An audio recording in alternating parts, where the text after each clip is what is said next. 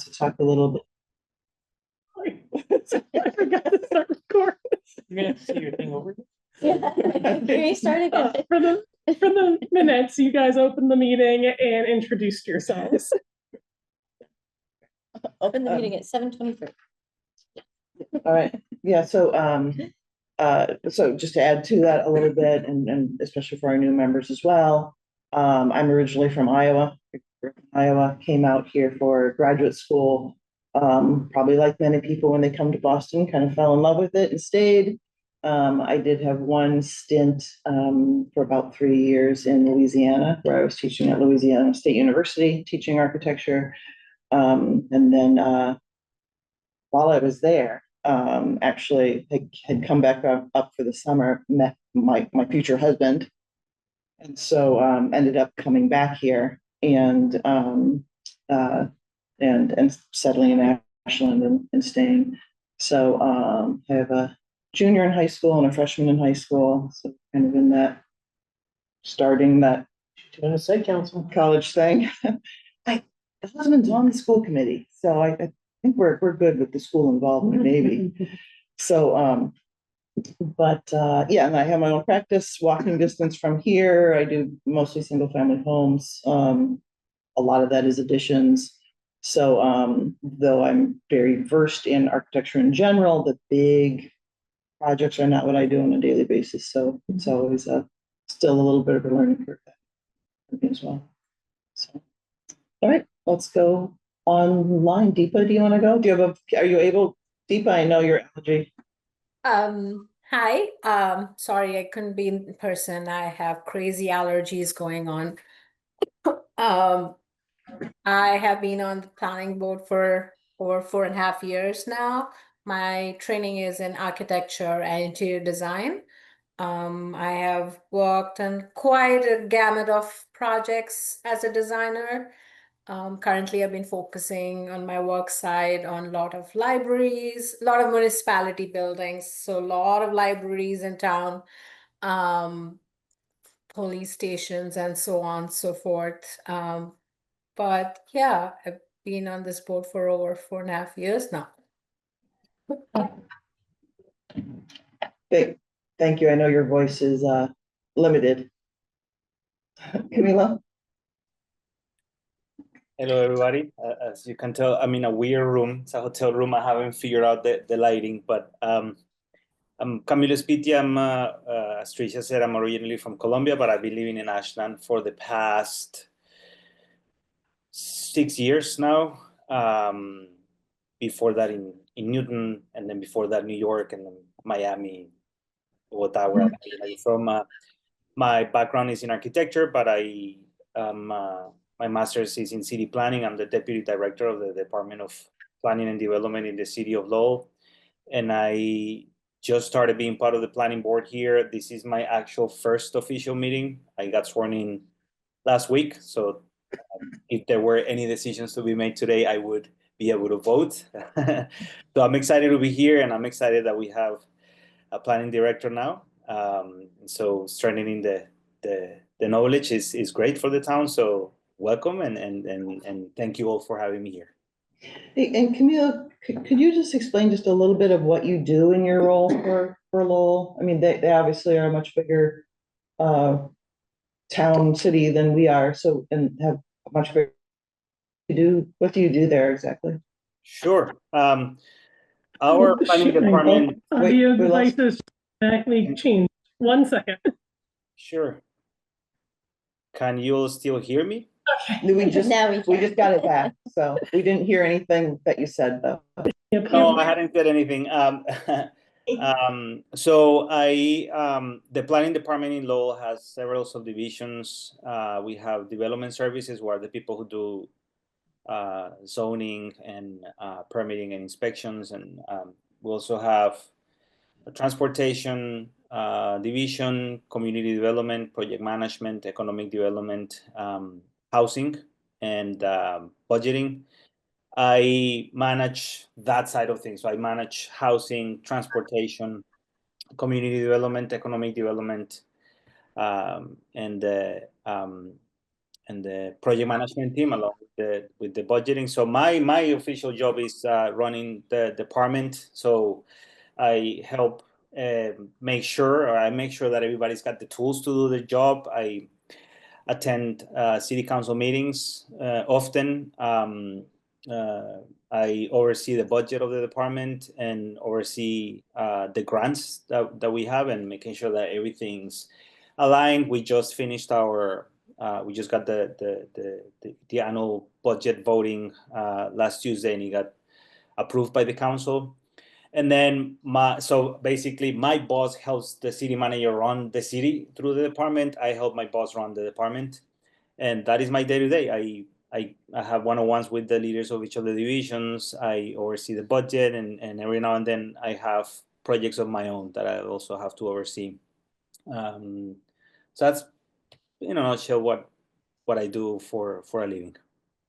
Great, thank you. Can I ask Camilo, can you remind us, I don't know if this has come up, it might have come up in my conversation with you, working on comprehensive plans, either at Lowell or other places? Yeah, so prior to working for the city of Lowell, which is my first public job, I worked as a planner in the private sector, and I worked with a couple of communities, and I worked on the master plan for Situate. That was about a year-long process with the community. So we were the consultants writing the master plan with them, and having conversations with the steering committee, with their board of select people. And then recently we just finished the master plan for the city of Lowell, where I managed the consultant that was helping us, which is the same consultant that did the master plan for Boston. That process was slightly longer, about 18 months, and it got approved by the board, by the planning board in August last year. We put it in front of the council out of courtesy because they don't really officially have to vote for it, but we just wanted to make sure that everybody knew what we were trying to do. And so as a consultant, my job was, drafting the planning, facilitating community engagement events, doing obviously the research, and presenting to the select board. In the city of Lowell, I was more on the client side, overseeing the writing process and managing the steering committee, which was made up of about 40 people. Unintendedly, we ended up with 40 people as part of the steering committee that was that on top of the community engagement events, and then presenting to the city council. And so right now, I'm overseeing the process of implementation. We're in the heavy implementation stage. We originally wanted a master plan that was heavy on research, heavy on community engagement, but also heavy on how we would actually do things and not just aspirational.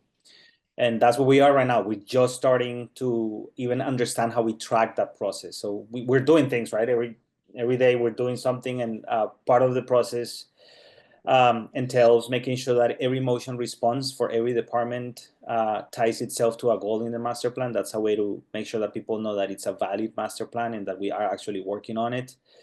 The other part of the exercise is how do we visually show that we're actually making progress, and we are in that stage right now. We haven't fully figured that out yet. We're still working on it. Great, thank you.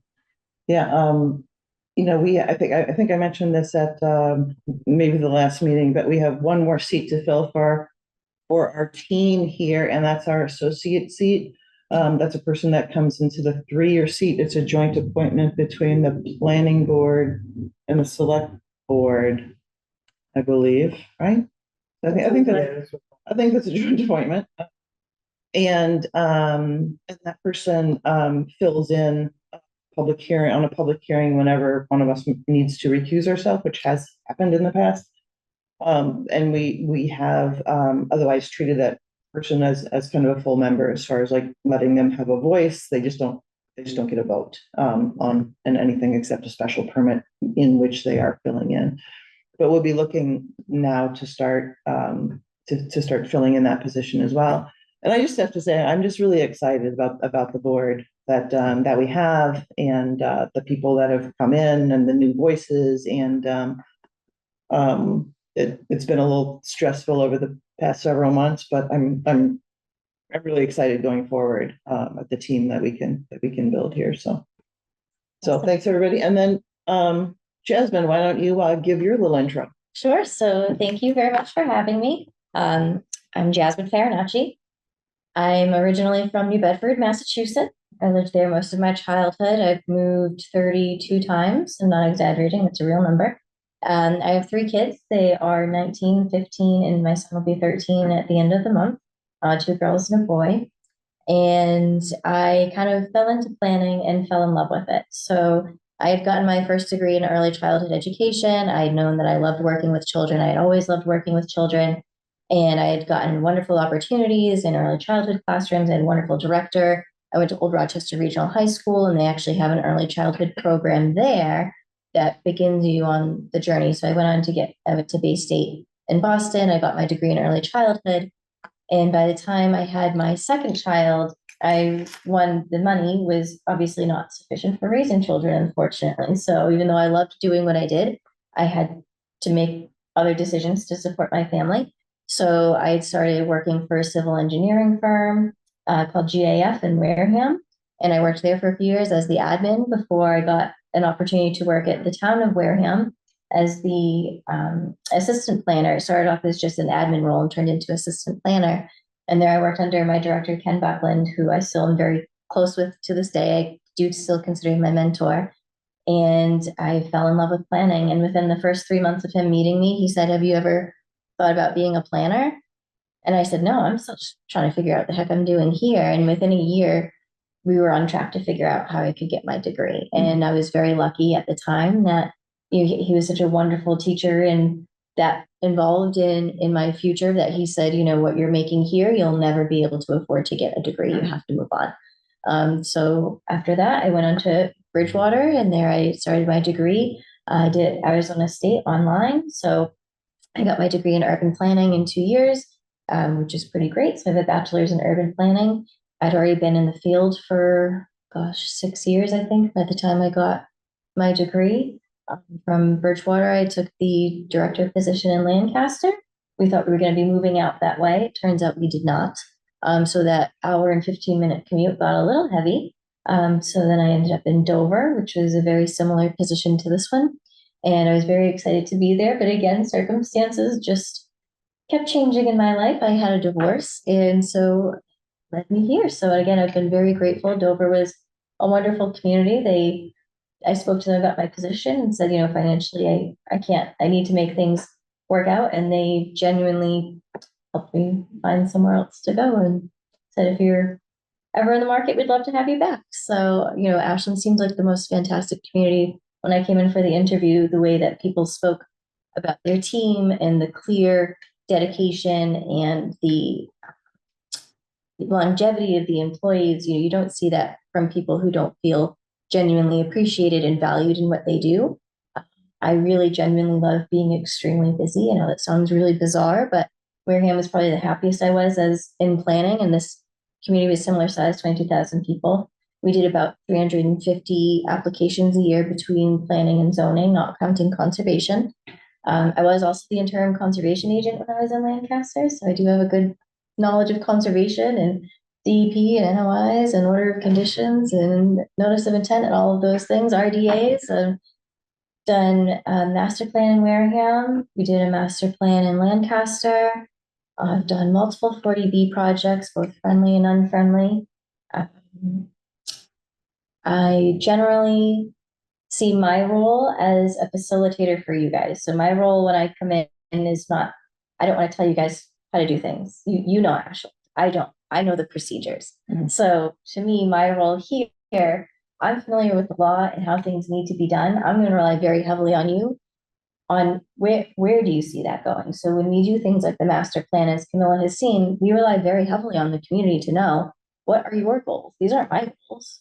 I don't live here. So I need to know what's important to you. And then we need to create actionable steps on how to get there.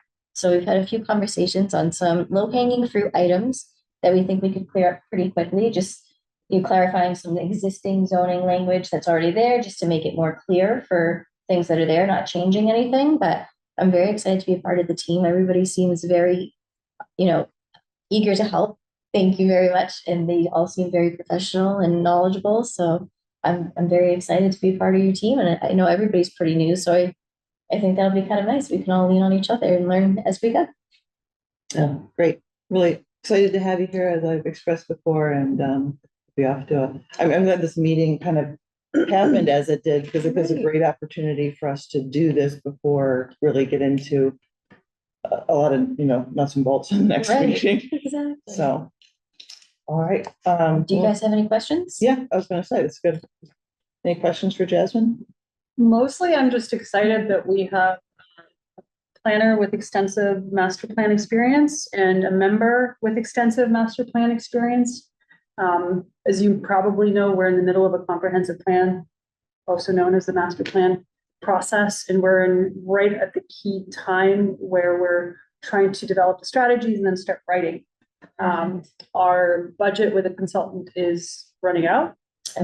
We haven't had a planner in our meetings, which is supposed to be happening. The planner is supposed to be part of the comprehensive plan committee, and we're down a member because there was 2 planning board members, 2 select board members, and the planner and the town manager are all on the comprehensive plan committee. Right. The planner and the town manager can't vote because they're not residents, Right. but they are part of the process. So we've been missing a planner and we've been missing another planning board member. And we are at a very delicate phase because we have to start to wrap up our strategies and then actually write this thing potentially without a consultant. Yes. Because we're out of money. And we need to do a final public push, if you will, Okay. because we did an initial data collection push with the public. Once we write this thing, we want it to be a slam dunk at a town meeting. So the idea is the comprehensive plan committee wants to air out whatever it is we're strategizing and drafts, that by the time we come to the planning board and the select board and town meeting, this is going to be Something simple for the public. So we have to finish strategies, write, present it to the public, and then present it to the planning board and the select board. That's a lot of work without a consulting team. And so I'm just more than thrilled that we have a planner who has master plan experience. Hopefully you can be there at Yes. these meetings. Absolutely. And obviously we have a member on the board, hopefully still interested, Camilo, in being on the comprehensive plan committee. I think it would be really exciting to have that as a possibility. So it's not really a question, it's more of a high level of excitement. Well, I think we should move up. I mean, obviously, these agenda items need to be in no particular order. So while we're on this topic, I think we should deal with number 4. I know Sure. Yeah. Camilo had told me that he had a good conversation Yep. with you, so no pressure on anyone's schedule, but what are you thinking as far as taking on that role? No problem whatsoever. Yes, we did have a good conversation with Anna and agreed that as much as I love the idea of the Metro West group, that I think the urgency is the master plan, and I'm in this group to help, not for any other reason, but to help. And if I'm not doing that, then I don't know what I will be doing besides just sitting on the chair. And so I saw it as an opportunity to, if this is the time to lend a hand, that's what I am here for. So we agreed on trying to understand when the next meetings are. But yes, I'm all in. I know what's needed. I think there's some writing left to do. And so yes, whenever the next meeting is, I'll be there, and we'll start the next steps. So Camilo, I just checked comprehensive plan and she confirmed the standard meetings that we had agreed to when we started as a comprehensive plan committee was on Thursdays that do not coincide with our planning board meetings. However, occasionally the comprehensive plan committee does meet on other days. So for example, because sometimes we rely on the consultant, we still have some money with the consultant. And so their availability sometimes guides an occasional off Thursday meeting. So the next comprehensive plan meeting for the whole comprehensive plan committee is on the 25th, which is a Wednesday. Yeah. But normally they are on Thursdays. Again, it's unless there's something requiring like a public forum or some sort of strange availability with the consultants. And obviously, if you're gonna take on that position, I assume would need to vote today. Yeah, And then probably bring it to the select board. yes, I talked to two, or was in communication with two select board members today. Yolanda, who's the chair, but she apparently is traveling right now. And Brandy is, I believe, going to be chairing the meeting next week. So they are, from their perspective, they are fine if we, because these appointments for the comprehensive plan have been joint appointments by the planning board and the select board. When we did all the original ones, a year and a half ago or 2 years ago, whenever it was, we were all in one room and kind of did that. They are fine if we take our own vote here, and Brandy will put it on her agenda for next week, and then it should make the 25th easily, right? I think that'd be great, if that works for you, Camilo. I can certainly make the motion if it's appropriate. So I'll make a motion to appoint Camilo to the Comprehensive Plan Committee as the second planning board member. All right, great, and a roll call vote, starting with Deepa. Deepa Venkatai. Anna Tesmanitsky, aye. It's near. So, Oh, fine. Scott. No one knows. Yeah. and Camilo, are you voting for yourself? Yeah, I guess I can, so I will. Your first vote. Aye. All right, and Trisha Kendall, aye. So welcome. I think that is great. We didn't really need any discussion. To have someone with your experience on that committee is obviously a benefit to all of Ashland. So thank you for fitting that into your schedule, Camilo. I will add, there is a public hearing, not meeting, excuse me, coming up. The Comprehensive Plan Committee has a subcommittee. So the subcommittee has another meeting coming up. I happen to be on the subcommittee because basically the committee met and is trying to wrap up the strategies. And the whole committee wants to like fill in little details into the strategies. So for example, the committee wants to beautify certain areas of Ashland, but someone has to look at all the maps, all the public land, and actually pick the spots, right? And so the committee agreed to have a subcommittee meet a few times. I think we've met for 2 hours, 3 times already. This will be our 4th meeting, the subcommittee. So the subcommittee, which is, I think, 5 people, and I'm on it, is Who else is on? Roberta, Leah, is that her name? Jacob. I'm terrible with names. It's okay. Anyway, there's a subcommittee, and the subcommittee also has written input from the committee. So we're supposed to like gather like these little grainy details of like, oh, this strategy needs a little bit of beef here, or these are the areas of Ashland we need to beautify. Like the last time we met, we talked a lot about Stone Park, because some people want Stone Park to be turned into a what's it called, a community space. Some people want it to become like a center of town space. Some people want to fix the field. Some people want to fix the playground. So we as a subcommittee had to like figure out like what would be our recommendation to the whole committee. Anyway, there's one more of those coming. So, and it's technically open to the public. So if you would like, Camilo, I can tell you what the next one is, and you're more than welcome to come. It's usually at the Leche, whatever it's called. Dolce de Leche. You're all welcome, by the way. So are you, Jasmine. Thank you. So if you want to come to like a smaller version of the Comprehensive Plan Committee, just to kind of get a visual of the strategies prior to your first comprehensive plan meeting, you're more than welcome. And I think we've posted for it. I believe it's either next week or the week after, prior to the 25th. Can you send the date? I think it's the 17th, which is a Tuesday. It is the 17th. So 7 p.m. Is Yeah, that next Tuesday? Yes.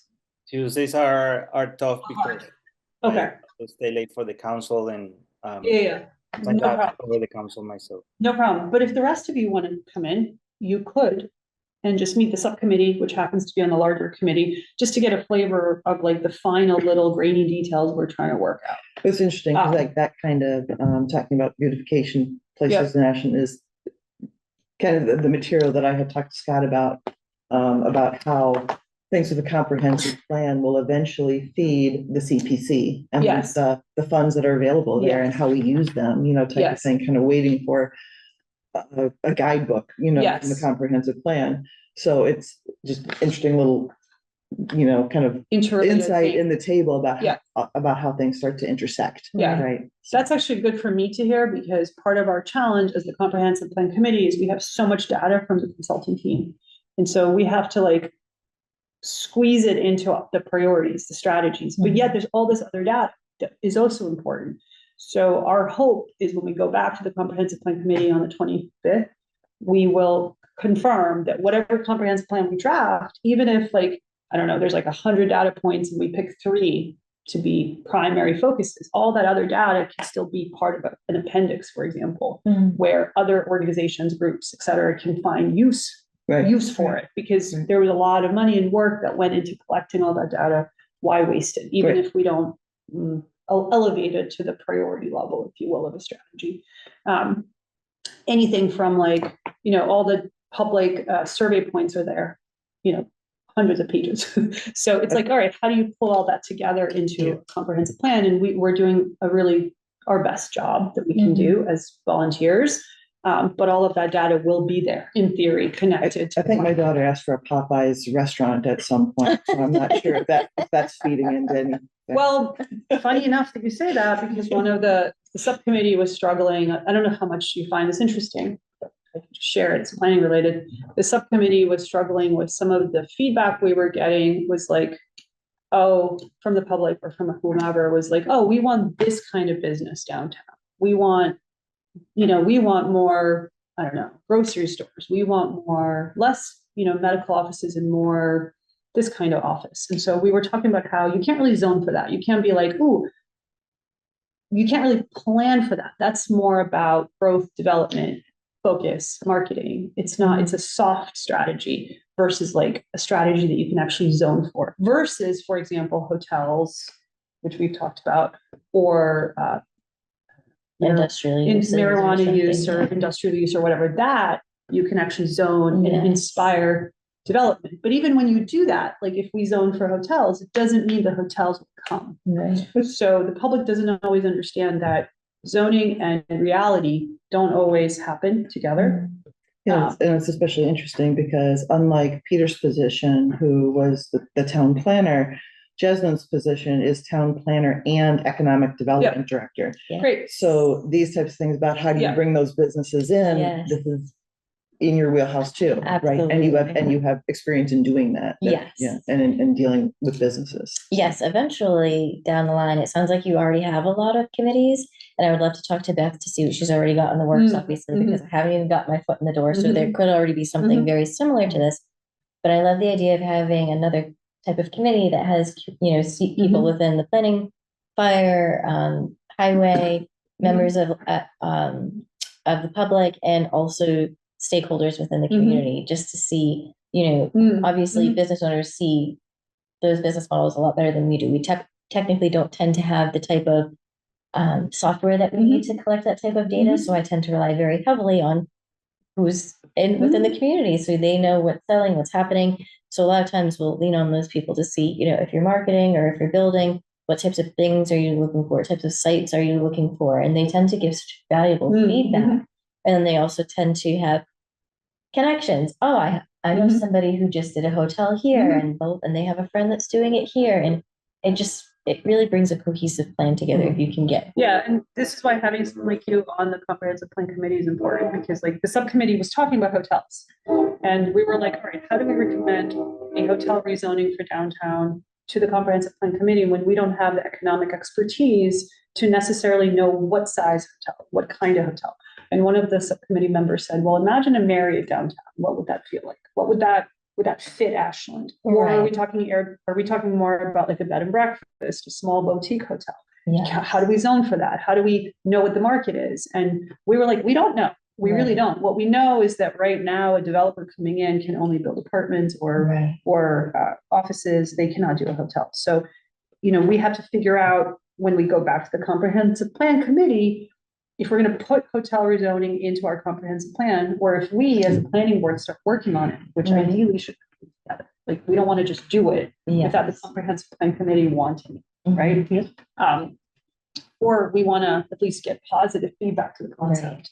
But anyway, if we do that, because it's 10, 15-year plan, we do need to decide what kind of hotel zoning are we kind of suggesting? Are we just saying, hey, hotel zoning, let the implementation committee figure it out later? Mhm. Or are we gonna like saying this kind of hotel? So this kind of detail is where I'm just like thrilled that you guys are willing to be on it, because we just lack the expertise to assess Right. or have the language to say this kind of thing will succeed relative to our current zoning. Right. This sort of thing we need to think about, etc. Yes. Yeah, so, okay, so we've, have now, a second member for you for comprehensive Great. plan, so we And checked that off. the Jasmine. list. Perfect. Yeah, and we will send that, I was just gonna Yeah. add, Camilo, I think you'll have to go get sworn in for that as well. oh, okay. Twice. Oh, really? All right. Again. Yeah, when you join a committee, you have to swear in for that one. There's a lot of swearing going on. Okay. I'll make sure okay, Wednesday, I'll do the swearing. Well, I don't think you can do that until you've been appointed by the select That's right. board. So Yeah. the select board will need to vote you in on Wednesday. Maybe Wednesday. And then- And then you'll, And then I'll be able to do the swearing. yeah, and you can go and participate. You just. Yes. What you can't, you Yes. just can't, whatever official votes, I Yeah. have no idea. He's got 2 weeks. He can do Yeah, it, you'll- he'll do it the next Wednesday, that's all. Yeah. So, Great. Before the. okay. So the other thing I want to just make sure we take care of on that, again, on item number 4, I don't think. Well, we did have the Metro West Regional Planning Council, is that the one? Yes. And we were looking if anyone had an interest in doing that. What do we say? It's once a month. It's once a month, typically via Zoom. And I want to say every 3 months is a meeting in person. So is that something you have attended? I've always attended those. I've Okay. actually never had a planning board member attend. Maybe that, well, maybe, Maybe that's not Uh, how it's supposed to be. no, do I have the abbreviation wrong? Metro Uh, West, That- Council. the Yeah. Metro West Metro Regional West Regional Collaborative. Collaborative. Yeah, Alvaro and Peter had been attending that. The next one is the Thursday, the week you start. Oh, lovely. and, but maybe, I mean, I think there are, when I attended, there are various members of select boards or planning boards that do attend. Oh, I'm more than happy to have somebody attend if. And in fact, Yolanda, who's our select board chair, is actually Yes. the chair of that committee at the present time as well. Oh, my goodness. Okay. So yeah, I think, and she is always Wow. encouraging someone from the planning board to be a part of that organization Oh, as well. perfect. That would be great. So, I will plan on attending, but the more the merrier. okay, yeah, I mean, I think either, I think, Barring other, Yeah. things Yeah. coming up that would, something obviously precedent, but yeah, I mean, Deepa, did you have an interest in that, or is that just something you're considering to see how your job goes right now? I know your job is very new, and may not be settled yet. I mean, if it's online, I can always work around it, so that works. I would definitely be interested in being part of that. they are generally online, but they're usually during the day. Is that okay? They're Yeah. usually, It's like at 8 a.m. typically. It's like an Yeah. 8 a.m. It sounds like, at least that's what I remember Yolanda sharing with us. So right. work. I just wanted you to make sure that it wasn't, I want you to know it wasn't an evening meeting. Okay, yeah. Yeah. Do, Perfect. I mean, I don't want to push you into anything, Deepa, but if you're interested, we can kind of officially put you in that role. Yeah, I would definitely attempt to make sure. I mean, it sounds like it's more like Fridays and kind of those days. I think that should work for me. Do we need to make a motion? I guess I'll make a motion to, Let's make a motion and then Yeah. we can know, but if someone can ever not fulfill their commitment on, and this goes for any committee, if someone says, I just can't do this anymore, yeah, that's just bring fine. it to the board, right? And we'll deal with it at that time. So, okay. So I'll make a motion to appoint Deepa to the Metro West something collaborative, something. Metro. Regional, that's Regional Collaborative. I have a hard time with that one. I haven't said- Okay, Camilo, speak in a second. all right, a second and a roll call vote. Starting with Deepa. Deepa Venkatai. Anna Tesmanitsky, aye. Scott Pelletier, aye. And you can, and Trisha Kendall, aye. All right, so that is filled. And then, and thank you for that. And then last is, is back to the clerk's position. Anna actually found that in Mass General Law, I did not know or did not remember this. You're nodding like you know something, right? That planning boards are supposed to have a chair and a clerk. Yes. So I'd asked Alvaro about that. I said, who's the clerk? And he was like, good question. Because actually, it's strange because I don't think the board had a clerk that For a I long time, remember. we didn't comply with state law. And this is before, Yeah. and partly it's Kate was because, obsessed with complying with state law. well, Who was? Kate, the former clerk. Oh, okay. and I think it's also partly because, I think historically the clerk's role was about meeting minutes and making sure things are submitted, like to, and a lot of, Timelines, things. yeah, like and a lot of that Yes. we don't do ourselves, right? Right. But that said, we do need a clerk. So everyone kind of now has a job, which is great, and I thank everybody for that. So the clerk really, a lot of the things that Kate has been doing, keeping track of projects, answering email when it comes in, has kind of crossed over a little bit into my role. And as I did a little research, there's no problem with me having both roles. If no one wants to step up and do that clerk role, I don't see it as a big thing. So that keeps everyone focused on what they're doing. That can just be absorbed into my role. Have you ever had that? Yes, Yeah. because it's, like you said, generally a lot of that is done inter-office now. It's become either assistant planner, office administrator role largely, and usually the planning board is, it's usually that person is the one who's checking in with the office, typically making sure that the deadlines, the extension was received. They asked for an extension at this public hearing. Did you receive that letter? Making sure the meeting minutes are in and approved and stamped in with the town clerk, things of that nature. So Right. it's usually just kind of like more of a collaborative role now, I think. Right. Yeah. So a lot of that I've been doing as part of my role as chair anyway, to make sure that the ball keeps A little rolling. bit less than what sounded like Kate was doing, because she did So- like a whole bunch of lists. She was doing things that were a little different. She was she had made The checklist for She- project. yeah, she made a Yeah. checklist for projects. Which that is very helped us keep- helpful. Yeah, because the site It's not plan has here. certain Yeah, I don't think it's criteria, here, but we and had then one. you also have a certain timeline for each project. This So was site the plan. to-do list. I don't know if we have the her checklist in here. I do I don't remember see it. this is the task list, which she also created, but there was a separate document that we created that would go in front of every project.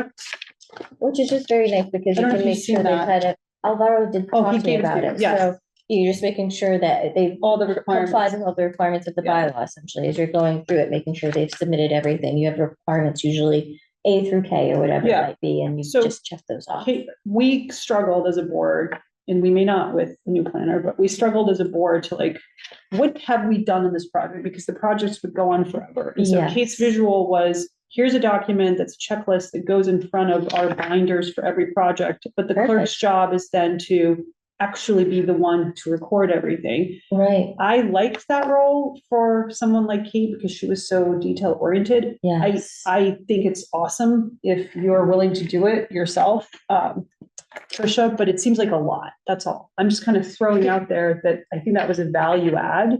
And Yeah, I don't see, I Yeah. mean, now that the form is made, right, Yeah. and that was kudos to her for actually we can putting all it kind of do it together at each to kind of, meeting. well, I think that was kind of the point Yeah. that we all have it in our binder and we all keep track of it. But there's a lot of communication on not even just the weeks. I mean, Right. multiple times a week, Yeah. I am in communication Right. with Peter, Right. with Alvaro, So about you can kind of track it. the So status of projects. Can we still Like, kind of make it official though? Meaning like the beauty of a clerk was like, oh, yeah, there was someone who at each meeting could say, I've got the official list. Mm-hmm. So that was one thing she was doing that. oh, I think it does Good need to to be kind of official that retain it. Oh, if yes. it's state law, Um, it'll be official that I'm filling that role as well. But what I'm saying is that it's half what I've been doing already as Okay. chair to keep That's great. track of projects. And the thing, she had also been responding to email, on a normal basis. As you know, we don't get a ton of email. If we have a big project, we might, Mhm. but most of those answers are a standard planning board Okay. response, which we have already agreed And you're to gonna do several years those? ago. Okay. Yeah, I mean, I read them anyway. Yeah. Other ones, other emails either are responded to, and this is behind the scene, things that weren't a standard email, but you would have received the email, but if it's not a standard reply, that either goes to me and or the planning director. So Peter and I would be taking care of those, sometimes him, sometimes me, Mhm. and to respond to those people that were writing. So that's why I say it's kind of, Yeah, it's already part What I of was- your wheelhouse. it's part of what I've been doing. Yeah. Do you want to continue? You know how at the beginning of each meeting, we would have a clerk's report where Kate would say, hey, we've gotten these 5 things, we've responded to them, almost like are we still visualizing doing that kind of thing? Where you would basically, as both chair and clerk, you would kind of go, okay, I'm putting on my hat as clerk. This is what we got. This is where we are. Is Yeah, that I what think you're- I think so, because I think as one of the reasons Kate did that is she wanted to give the feedback to residents that, hey, we received 4 letters, and we are telling the public that we received 4 letters and we read them. Mhm. You know, we didn't list out the letters or anything like that, but just that little thing back to the public. I'll probably change the title up to chair/clerk's Okay. report, so it doesn't Yeah, get yeah. kind of confusing. Yeah, that's what I Um, was trying to for, understand. how but- you're gonna But yeah, just so that we have that continue. 3-minute report right at the beginning of every To meeting. give you some background, we started with Kate's push to do like a public comment more routinely at the start of the meeting. Oh, yeah, just Um, open up the right first after the 5 clerk. minutes. Yeah, so, and then that kind of backfired at one point because we had people show up that were, We Zoom bombed, we got Zoom we got bombed. Zoom Oh. by anti-Semites and Oh. we got a lot of. Yes, it was Zoom not good. bombed. So we kind of shifted how we do it, but Okay. it's still kind of out there, something for us to maybe rethink and come back to. Well, have you ever considered instead of Zoom doing webinars? Because there's a lot more control and they can't do anything. Oh, what happened with webinars? There's been consideration. I don't know the full details of why it was not gone to. I think it had something to do with the way that we share the different Zoom accounts to manage Yeah. all of the yes, different boards.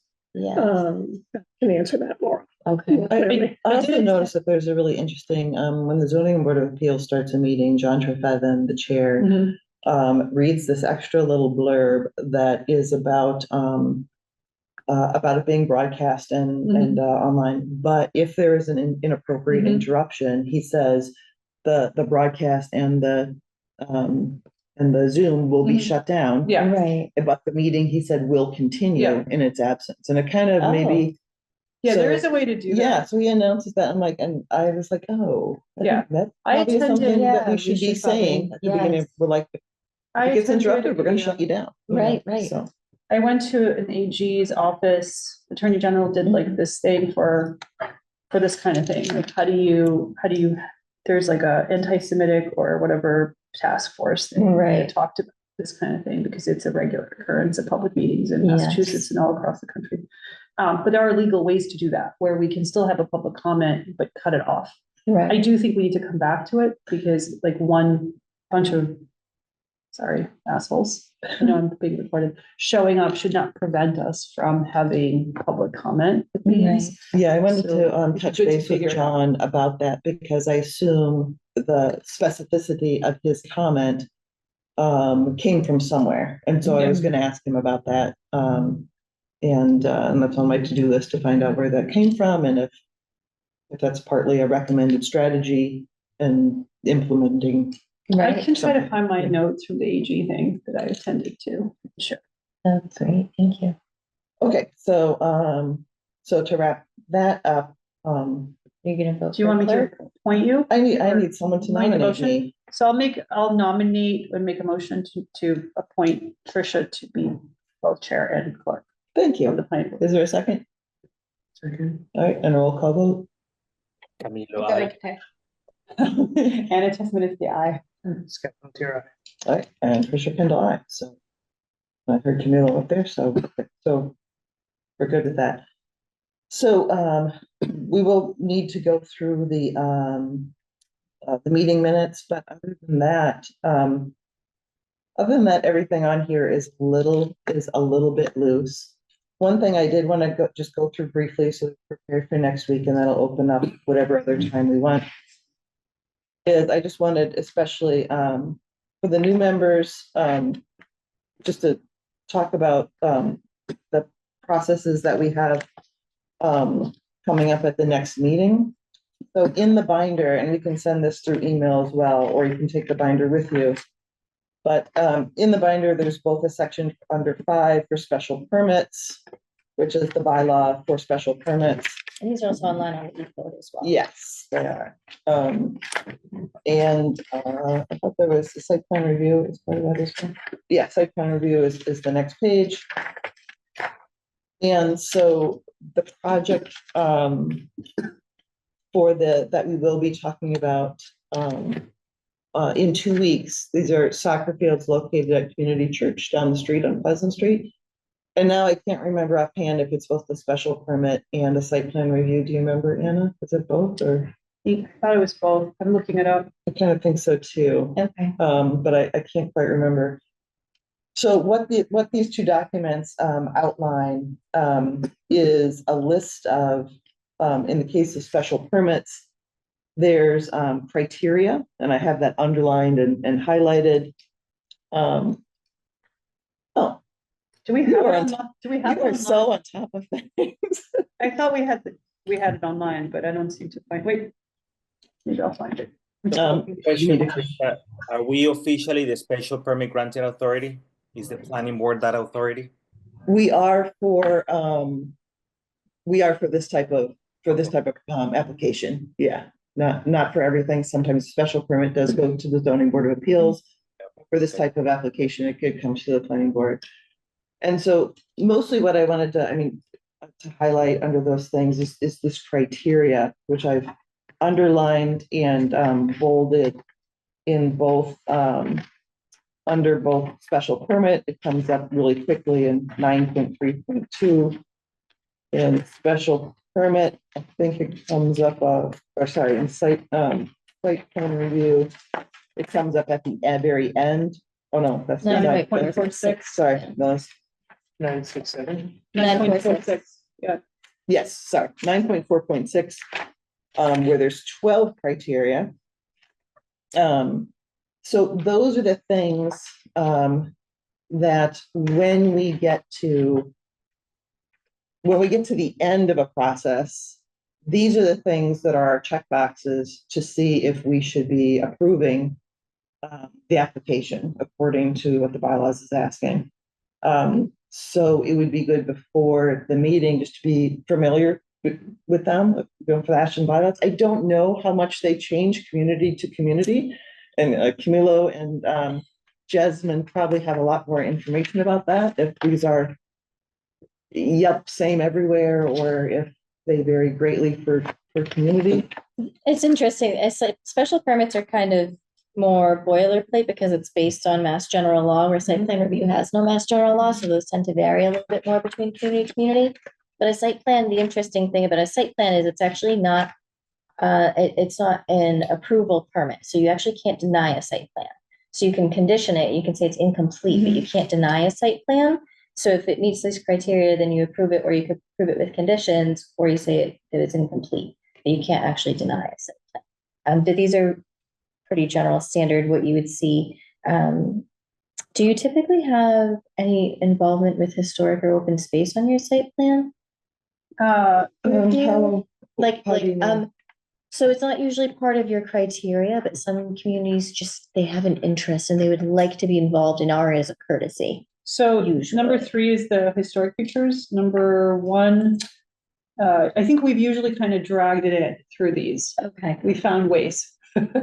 So, we've You just do it identified. case by case. Yeah, I think we've done it more by case by case. In other words, I think what you're asking is there a formal site plan criteria? Because we have a lot of control as a town to change this. Is there something formal that requires us to go to? Well, I was asking more, is there an informal of somebody that usually likes to be invited, even though they're not all here? Oh, So that's, no. Okay, I would that's say good. that we have never okay. thought about We've that. done like conversations with Yes. different groups, historical come before the commission. That's Yeah. usually more, it's different Yeah. community to community. Usually it's just you guys checking it out, and then fire, police, things like that. But there have been communities that I've been in where open space or conservation wants to sit in on every site plan, whether it's a criteria or not. So we would just invite them as courtesy. Well, and we do tend to work closely with conservation, or we Of want to course. know what conservation said about it, you know, Yes. kind of thing before we sign on the dotted line. Yes. But it's interesting for the other groups because we have brought other groups in to talk to us about how we overlap and how we work Right. together. And as a way to intertwine various boards. So it Yes. might be something that we look into More. more Yeah, as so we we're go not so forward. siloed, yeah. We do get, occasionally for a big project, we will get a lengthy letter Okay. from another group or committee. That does happen, like the folks involved in the trail committee. Okay. On many big development projects, we'll get a long 3-page letter from one member or two, Okay. or a few, that will be like, oh, you forgot this and you forgot that, and please Right. don't forget, you know, there's a bike trail here. Right. Okay. And sometimes I do wonder what else have we missed? Right. You know, one person's paying attention and they're grabbing it, but it's not that people don't care about what the planning board does, but they don't always notice. And by the time we're Right. almost done writing it, they're like, wait, Yes. it'd be Exactly. good to figure out, like, earlier on in the project, what are the groups in Ashland that might have some detail that we're missing on Right. these criteria? Well, and one of the things we had talked about, Jasmine and I, and you guys know this already, about my desire to kind of go through the bylaws, feeling that they really need a good kind of cleaning, you know, in a way, not changing the intent, but and I think all that becomes a part of that. Like, how can this be more clear? How can this be more interactive between different committees? This is one of those opportunities where we can clearly tie some of these things to the master plan, right? And so when we talk about open space preservation, but also when we talk about connectivity amongst those open spaces, that maybe when we talk about specific projects, that's when we can be very clinical. In some instances, that's where it matters, and that's the thing that we will be looking at. In some other instances, maybe that's not the priority. And so these are the things, these are the type of criteria that these are the tools from a zoning perspective that allow us to tie ourselves to the master plan. There's also one more piece that I don't know how different it is from Lowell or Dover, which is the design criteria on 9.67. So we do have the design review committee, and I don't know how different this is from your communities, but there is a committee that technically supports us, the design review committee. And there's a whole set of things that projects go through with them that are touching upon open space and heritage, item 3 and 4. Perfect. And we have had an evolving relationship with the design review committee. I think there's been some clarification over the last couple of years as to what their role is versus our role. Okay. And we as a planning board have gotten, I think, quite good at being precise in our memos to them. Like, this is what we're looking for. Could you please answer these things? Okay. But I think there's still opportunity there for more evolution of that relationship, if you will, between us and them. And it could lead to what you're talking about, kind of more of that, like, what else are we missing? How can we engage maybe with the design review committee or other committees? But they're a big piece of this. No, Is that that's also great. done in Lowell or in Dover, or is that more Ashland? Like the And role? Dover, and other communities I've been in, they've usually generally been smaller. So we've only done a design review committee for a larger project. So we'll put them together for a specific project. We didn't have them for every site plan. Okay. How about in Lowell, Camila? No, we don't have a committee per se, but we do get asks for reviews depending on the size of development, where the planning department makes general comments, but they're not binding comments. They're more recommendations. And we don't have open space criteria for private development. We have our open space and recreation plan, where we have our own design criteria and how we do our parks. So it's pretty much the same. It's more on a case by case basis. Right. Yeah, I think the design review committee, because this has been something that has been coming up, you know, over the years. The design review committee was formed by 2 women in town, Paula Parker and Sarah Hines. Sarah Hines is an architect, and Paula Parker has had a number of roles, but is very much a community activist in a way, like getting people together and for good things. I think their thought, having conversations with both of them, informing that committee, is that there are times, in the past years, our board has been very designer heavy. Okay. But there are times when there are no designers sitting on the board. Right. When I joined the board, I was the only one that had any design experience. So especially in those times, that the design review committee is more specifically geared, that it is supposed to be filled with designers and engineers and graphic designers and landscape architects. And Right. so it's a support system for a board that may not have a lot of design experience. We have a lot of other types of experience, but not design experience. No, absolutely. But we haven't, I feel like over the years, we haven't quite got that relationship as what was intended, as I keep strong as saying we it. need to evolve in the relationship. Yeah. It's a nice way to Yeah. say what I'm trying to avoid saying. Needs to be more symbiotic. Yeah, Yeah. I think, I mean, honestly, with a new planner and new members, maybe we should do another kind of co-retreat with the design review committee. We haven't done one of those in a while to kind of reignite this new energy, new members, new planner, meet all the design review committee people and talk about this, because we could do better than we've been doing, and we have a more designer heavy board than we have in the past. On the other hand, we as a planning board don't really want to spend time figuring out the perfect way to design one little element of a project. Right. And so it's like efficiency. It's tempting for us because we used to have 3 design people, now we have 2 or 3. Yeah. If you include planner. We still have Yeah. So, but like architects, Yeah. from that perspective, we now have 2. And it's really tempting when we had 2 or 3 to be like, let's talk about this for 45 minutes. And I always liked it because I was like, it's really good that Deepa and Trisha and Marcelo want to get this right. But more from like the policy perspective as an attorney, I was always like, wait, there's all these policy things that it's almost like, let's give this to design review committee, let them figure out these little kind of perfect details. And let's focus on the policy piece, because the policy and the planning is where our jurisdiction lies almost. That we're kind But of.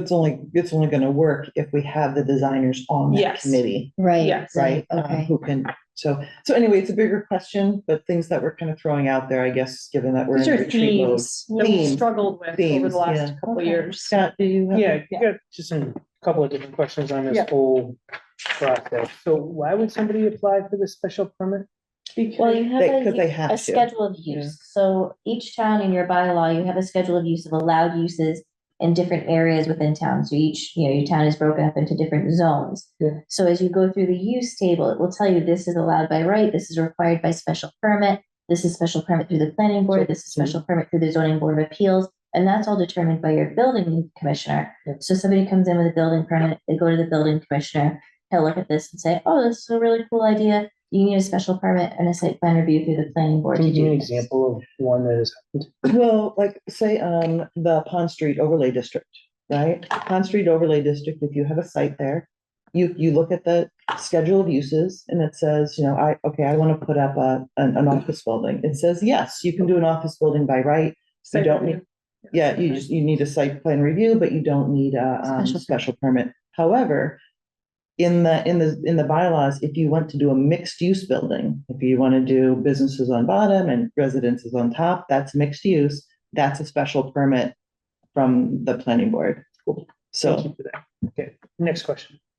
When you get into these site plan, like on 946, you said you can't deny because of these, but you can say it's Yes, you- You incomplete. could say it's incomplete. So Great. largely my role, before you even get this, I should make sure all of this is here. Mhm. Before this even makes it to you, all of this should be complete before you receive it. So essentially, you'll never receive an incomplete application, is ideally the way it should be. And essentially, the reason why you can't deny site plan review is because it's not an approval permit. You're literally reviewing the site. You're not saying, yes, you're allowed to have this use, or no, you're not. The use is there. This is nothing to do with use. This is simply design of the site. So traffic flow, pedestrian access, lighting, where's the snow removal plan? Where's the dumpster located? Is there screening for the dumpster? So all those make a lot of sense to me. Things that don't necessarily make sense to me are obstruction of scenic views. How do you maximize or minimize tree vegetation and soil removal? What constitute a steep slope? Like, a lot of these seem kind of nebulous and kind of like you can just say whatever you want, and like, you know, your example of, or, you know, your, what a scenic view, like my scenic view may be the standing on top of a mountain with overlooking, you know, the Grand Canyon. And yours might be the weeded lot next to your house, right? Like, Right, what constitutes law, some of that And stuff? there is some case law out there, we can find, these do occasionally go to court. Because when you can create an unreasonable condition. Right, that's what, And then, because you have to grant them by right, but then as a planning board, you can be like, well, we're gonna decide this is the slope. And then they go to court, and the court says, this is arbitrary and capricious, can't do that. So there is case law that will define what a Some of slope these things, is and okay. what this is, which is why ideally, as a lawyer, I should bring that here more, but I don't. Usually we seem reasonable. Do we have generally. the Blattman, Bobrowski and Mead book in the office? I So, don't. I don't know if we have the We haven't had a lot of issues with those, and maybe because we don't have a lot of those scenic views, so therefore they're hard to block. In my right? experience, scenic views have to be in a deed. So it's something that's in your deed and they're very hard to come by, and you don't usually see them in communities that aren't coastal or mountains, in my experience. we do have scenic roads, Which is Yeah. different. which is a completely different zoning section. Yes, Where we have to protect scenic roads. yes. You can't That's move not even stone here. walls or certain Oh, trees yes. and things Yeah. like Becca has a question or an answer, maybe. And as far as the steep slopes go, I don't want Yeah. to put words in y'all's mouth, Please. but we also refer to that in our stormwater Mhm. management bylaw. And that, It's defined. some of it's 15%, some of it is 20%, but that's the slopes you're normally looking at. So I imagine when you guys are talking steep slopes, you're using somewhere in that same range. And Becca, I didn't say this at the beginning, and but I want to make sure that we really respect your expertise, and you should consider yourself not just as someone who has been stepping in to help our board while we have had empty seats, but as a professional, and just jump into the conversation when you want to. I really appreciate you being here. All right. And I'm sorry I didn't say that earlier. So I'll probably still raise my hand. It's like an awkward interrupting. Oh my goodness, no, by all means.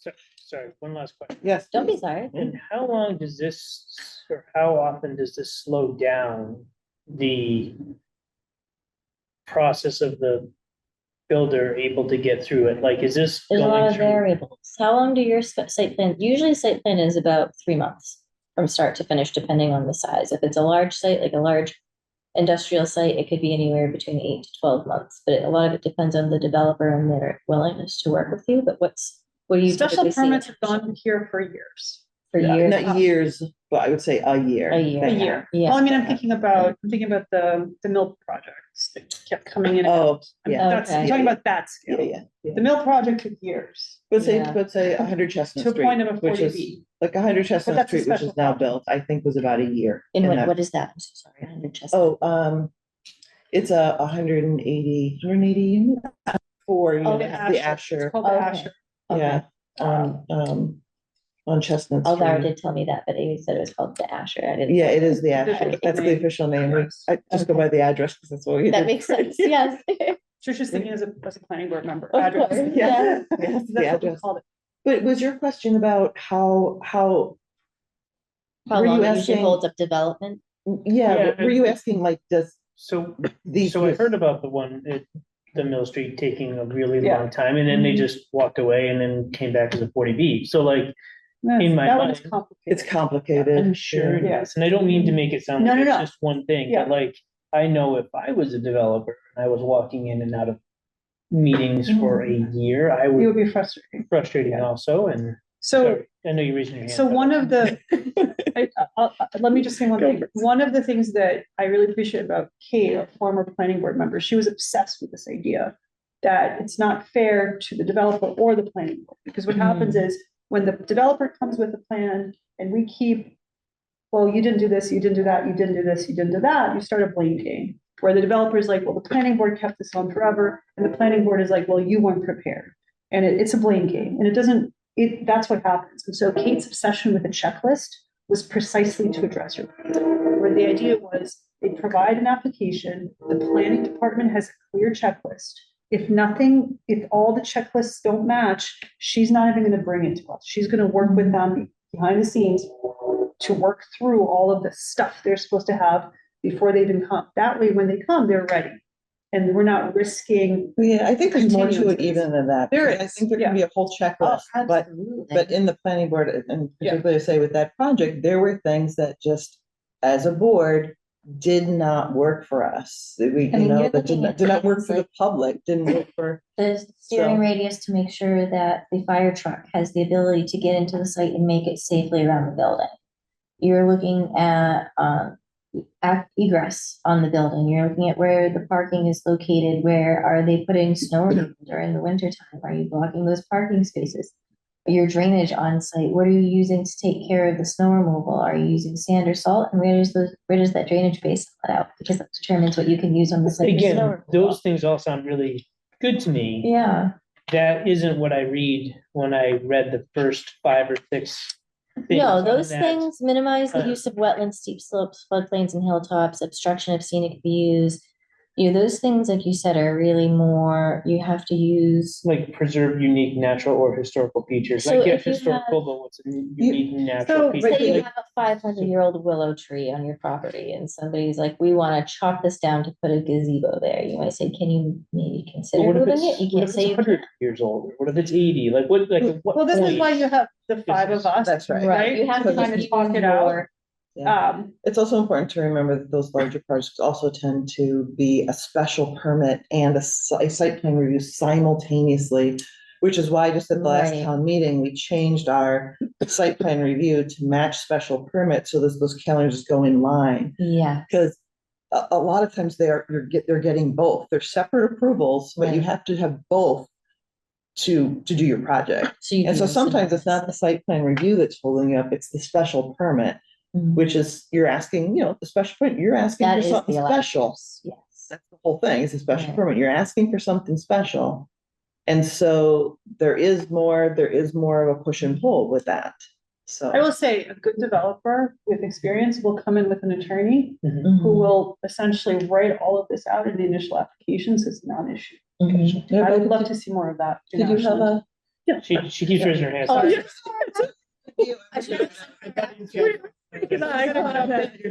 I'm sorry. No, it's fine. So I just wanted to add in, like, also to that, like the wetlands, steep slopes, floodplains and everything.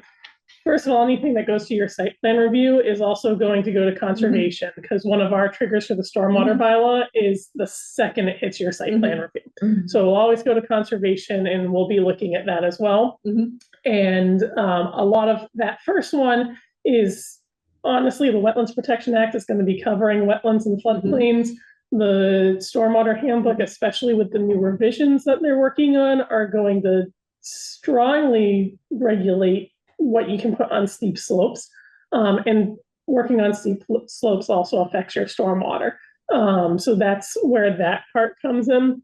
And then unique natural features can also, I mean, in my scope of conservation, we're normally talking vernal pools Right. and other rare habitats and things like that. And those are also protected in their own way, but they're not so protected by the state as they are by the local bylaws. So that's something that maybe the intent at some point also was to include that. And then the same thing with the tree and vegetation, soil removal, grade changes, that also goes back to stormwater. It goes back to your air quality and water quality and all of that, because once you start touching those things, you affect all of that. It's all one big system. So it's all important in its own way. When you get into the technical details, you cut a certain number of trees, now you have to provide even more stormwater because trees provide better water retention than a lawn and things like that. So that's where that's all coming through, and that's what you get peer reviews to help you with, and what I'm sure Jasmine will give you details on as well. But hopefully that helps clarify why those might be on there as well too. And you'll see from project to project too, how, you might say something like you want to minimize, the obstruction of the scenic views. You might have a site, somebody has a house right there and you're putting up a condo, they're putting up directly in front of the house, and they've got 10 acres. Can you just slant it Squeeze it to out. the right 30 feet maybe, so you can preserve half of their view, and they say, yeah, sure, we can do that. Or they say, actually, there's wetlands right there, and we can't do that, and that's why we put it here. And then you go, oh, okay. And you've tried your best, but sometimes it is just, sometimes you just have to eat the sour grape. You know, you try your best to do what's best for the community, but also at the same time, the developer owns the site and they do have certain rights to do certain things. So you always try to make the best decision, but you're not always going to get your way every time, but you just have to use your best judgment. Gotcha. And I'll butt into also at the beginning of each of those bylaws, you also have your purpose section, which I have on the screen now. And that is really your guiding document of what each of those criteria are really deriving from. And so if you're ever like, what does this mean? You can always refer back to your purpose line, and it might provide that clarification too of what were they actually trying to do. Now, that said, in all this discussion, it doesn't mean that the bylaws we have now are ones we have to adhere to, right? Yes. That's our job. But that doesn't mean they can't be changed. Absolutely. They get changed through town meeting. Yes. And I think there's a number of things that as we have gone through the years that the things seem like they need to be tweaked, if not at least discussed to see if you would like to tweak them, right? But you kind of come at times where we're just up against something that seems like it's strange to be up against, right? It doesn't really make sense, but yet these are the bylaws. So that's why, again, like part of what I want to do, especially with the new town planner who seems enthusiastic about the idea as well, Yeah. is to help go through these bylaws. And you know, I mean, Becca was involved with the stormwater one recently that went through planning board, but she's the only one who probably truly understood it, right? So an example might be, instead of minimized use of wetlands, you might change that to must conform to the stormwater bylaw and refer to that section instead. And now that it's the same intent, but now it's specific and it's more tangible. And that might be some things you see as you go through the bylaw that now that you've worked with it, you see the intent, but you feel it could be written better to be understood better by either the applicant or a resident. I mean, these were last updated in 2010, I think, but not all of them. yeah, Not all of them. parts. So some of these could have been written 20 years ago, and just development changes, everything changes. So sometimes the intent was clear when it was written, and we just need to change it to how it meets our needs today. Mhm. I will add that your point about how long these things take is an important, because it's a loss for everyone when it takes a long time. Nobody's happy about that. I would say most developers, I would say probably walk in expecting at least probably 8 months to 8 to 12 months for special permit, depending on the project. Most developers have For but for site have that plan, it time should be frame baked efficient. into their Yeah. construction costs and part of their application, because they have a whole team on the construction side that says, we have to apply for this special permit for this use here. So that's baked in part of their legal process. So some of it is just a standard. It is, Yeah, but it's not actually- ideal. I will say the public does not like it, because from what I recall, and you'll have to correct me if I'm wrong, when we publicize a public hearing, it's the first meeting that there has to be notification to all the abutters. I don't Yes, think just the first with every one. continuance, the public has no notification. You they have can to attend still- the meeting They and can still it's see the continued. agenda and show up. But a lot of the time, from the public's perspective, these projects that take 8, 12, whatever months, there's like a sense of frustration, because they show up at the first one, they say a lot, they get notified, and then they have to like There's like a few watch months in there, forever. you know? to see what's going on, and Yeah. no one has that kind of patience, not when they have jobs and kids and everything else. And so that's the other complaint we've gotten over the years, that like the developers are not happy because it takes forever. We're not happy because there's some piece of it that we feel the developer could have done better sometimes. The public is not happy because by the time we're done, they feel like it's different from what they said at the beginning. The whole thing doesn't quite make people happy. And part of it is just us controlling ourselves too, like keeping our comments short and to the point and And not concise repeating is ourselves, important. right? And because that makes meetings go on, and then you don't get as much done in a meeting, right? Mhm. I did Yeah, want to. I think. Oh, go ahead, Bill. I forget that you're there. Sorry, no, I think what Scott is also trying to say is the unpredictability of permitting something adds to the costs of it. And if in the master plan we're talking about affordable housing, is our permitting process conducive to that, right? And so maybe we are saying we want something, but we're doing something else. And so it may be worth to review those bylaws to be a little bit more specific for the sake of everybody, right? For the sake of the developer having clarity on what the rules are, for the sake of our own review process, so that it's not that subjective, and for the sake of the community to be clear that when we talk about XYZ design guidelines or bylaws, that they are also clear about what they are expecting to see from developers. If it's ambiguous today, I think it should be changed. Yeah, and I think the comprehensive plan, it totally feeds into that Yes. again, like that we change our bylaws to reflect the comprehensive plan and make sure they support each other. Absolutely. So I did want to point out that under section 4 in the binders, and Camila, I don't know if you have yours in front of you. Well, I don't know if this was in here last time, but there is a planning board checklist for the 240 to 260 Pleasant Street Metro West facilities. That's the soccer field. So it's the third page after number 4.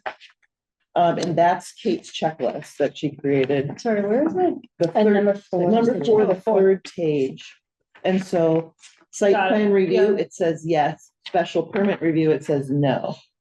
So that is just a site plan review. So we will not be looking at the special permit part of the bylaws. We will only be looking at the site plan review part of the bylaws when we talk about that. The other thing I wanted to go through just in terms of what is coming up, I think is under section. It's under 4. Yeah. Weird. Oh, are you He's just missing something? it. Yeah. Get the checklist. So this is gonna have it. Did I take it? Maybe I still. I will double check that. See how it is. Listen, you know, That's not the new guy, right? everybody, it's Let's called take this stuff out of it's the- called hazing. This is your initiation ceremony. Right, see if you can notice. Yes. What is immediately after that on yours? What do you have as the third page under number 4? Your letter to you from the Land Design Collaborative. We just kind of took everything that was in there before and moved it to the back for this Okay. meeting to put back after, Okay. so, Oh, maybe. We'll be going through it again, yeah. but Oh, is that it right there on the back? Right there, that very last page. Yours was just out of order. Is that it? That green? No. That's No, task no. list, different. yes, so we'll make sure. I'm sure I got that to you. I understand, I mean, like. Here, Scott, I don't want you to feel left out.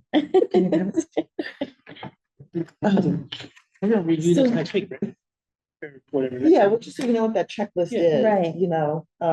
That, to help us we actually, we made the checklist and then we haven't gotten a lot of big projects come through to kind of test the checklist. Okay. You know what I mean? Right. But I think it's gonna be a great tool. Can And you then- remind us, Jasmine, is the decision due date, is that applicable to site plan or only to special permits? So site plan, it's With the typically shot clock. within your bylaw, so I haven't Yeah. looked at your Yeah, we bylaw to should see double when check. it I always gives you. forget that, the 120-day, because we have to make decisions within a certain amount of time. Right, so special permits within the Special 90 permit, yeah. days.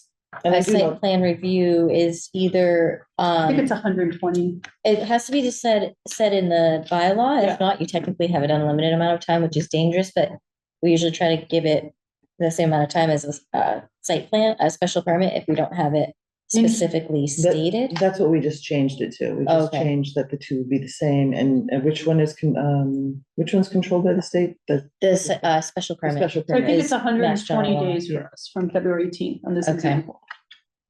So that's also like helpful because every time we agree to a continuance, we have to be aware of what we're doing. I know everything has a different timeline. I'll actually, when I come in, I'll just send out, because there's so many people on the board, I can just send out just the timeline of everything, because an A&R is only, 20 days. You only have 20 days from the time it's been received to review it and make a decision whether it's approved or not. Gotcha. So we just have to really keep track of timelines, because if not, you get what's called constructive approval, which just essentially means it was approved how it was submitted and you get no say in it. Because you didn't respond. Exactly. This one says June 18th. Is that bad that this says that it's due? I think that deadline days has from been significantly, actually, I think the whole clock reset on that project because it had to be relisted That's right. Yeah. because even a site plan. It was not the one that was. Yeah, even a site plan review needs 3 yeah, 3 votes. Right.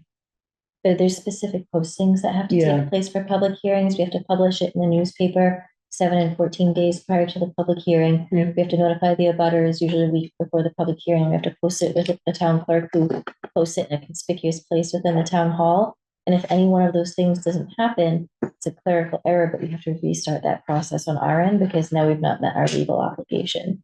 So tiny errors can create big problems in these types of things. Yeah, so, so that, but when we relisted that project.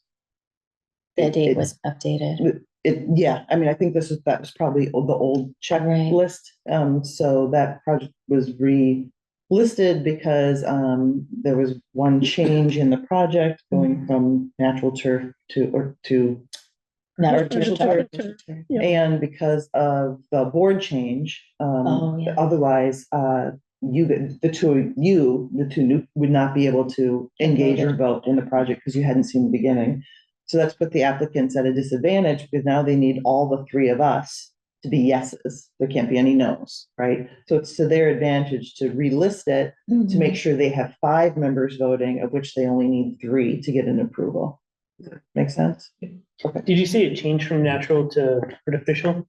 Yeah, but we'll get to that when we actually discuss the project. Because isn't there like a state law that's in the process of being passed or something that says you can't have? I would caution, just because it will be something you need to deliberate on. Yeah, we Yeah, we Yeah. can't talk about a project if it's not on the agenda in agenda. too Yeah. much detail, just broadly. Yeah. That was a good broad statement about. Right, Yeah. yeah, Open About meeting turf. violations are things we try to avoid. yeah, so we're kind of just talking in general so that we can hit the ground running at the next meeting. It's kind of We probably should talk, I don't know if this is on the agenda, but we should probably talk about open meeting violations and what it means. well, to, there is like, training that they go State through. provide. I Yeah. know Yeah. So Camila I don't- finished his. What? I know Camila finished his. Okay. Yes. Well, he's probably a lot more familiar with it as well, so. Speaking of trainings, every year the Planning Association or whatever they're called does this thing in Worcester. I used to go every year. It's been a while, but it's awesome. It's really, really I good. think it comes around in March, so. Yeah. it's a little And then bit I late think for- they also do like lunch and learns or whatever. Yeah, there's Citizens Planning Trainer Collaborative that does a lot. Yes. King Institute. does I've a been lot. meaning to look into like the next ones that are coming. If They're you can doing share some in them the with the fall that are board, that'd coming be up. I would awesome. love to share them with all of Yeah. you, actually. That would be Yeah. really great. It'd be fun for us to go as a board, The other a thing- bonding experience, a real retreat. The other thing, Yes. just under this topic that I wanted to bring up is, should be under number 2 in the binders. And that is cell towers, because we will be dealing with 2 cell tower applications. Now, in Ashland, I think we have 3 cell towers. We have one at the DPW, we have one on Cedar Street on the water tower, and the third one is it's on the Framingham line. Something Way Drive. I think there are 3 cell tower locations. I don't know that one. So, but anyway, 2 of them, we have 2 that are coming, and basically, these are companies that they already have, radio units, whatever, on top of their on top of the cell tower.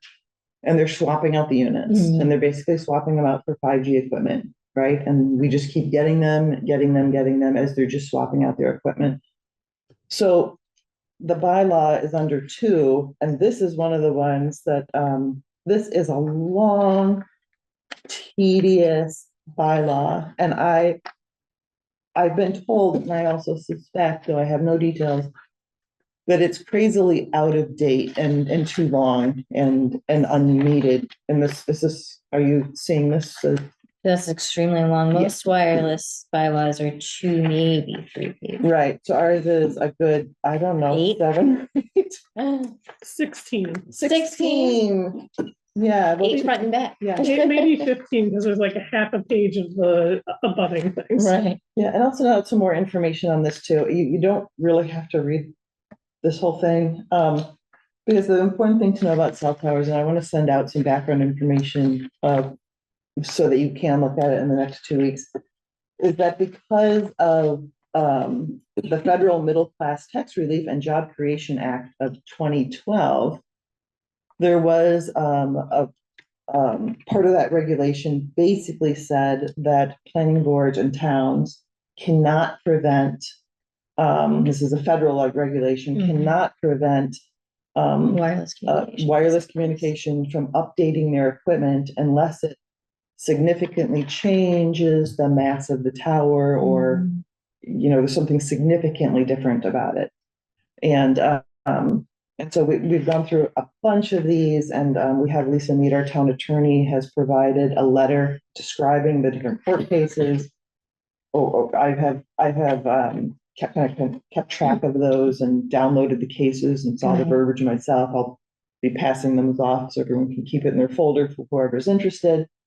Basically, it ties our hands. So as long as they're not significantly changing something, we can't deny. So, why does it come before us? Because sometimes it's like, hey, this is a compact area. Are the trucks going to, my kids play right there? Are the trucks going to be in the way while this, while the towers are being changed? Mhm. Or, is anything at the bottom of the tower being replaced? Structural integrity. Structural integrity of the water tower. We came up like, well, we're putting these new things on. Is that water tower still able to hold those cell units? Mhm. So those kind of questions, and that's why we review them. But we will be dealing with 2 of them that'll come up on the next meeting. Right. So I'll send out this background information to whoever's interested. And also I was thinking about sending out a typical decision, which is our approval document, that does change from time to time. And that might be something you're interested to, like, tell us if this is any good. So you can see what one of those looks like for a cell tower. Sure.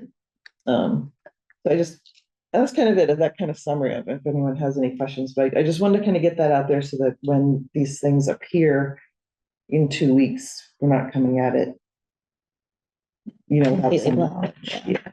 So. Any questions either online or? Okay. No, I'm good. Thank you. Oh, yeah, Camila, you're good? Okay. I'm good. Thank you. Okay.